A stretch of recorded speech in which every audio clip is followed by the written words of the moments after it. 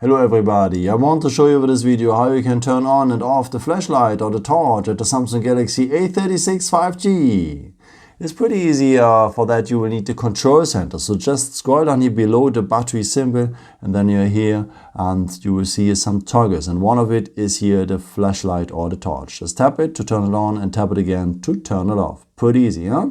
And I recommend to you, if you use it for the very first time, just long press it, because if you turn it on now you can adjust the brightness, so then you have always the most brightest one, and yeah, so pretty nice. As I've said, always if you need it now, you have the most brightest one. Yeah, I hope I could help you with this video and answer your question. And yeah, maybe if you want, you can leave me a nice comment or give me something up. That would be very helpful for my videos. Thank you so much for. And I've created also some other videos with some more tips and tricks and so on. You can also subscribe me if you haven't done it before. Thank you so much for all your support, and yeah, maybe until next time. Ciao.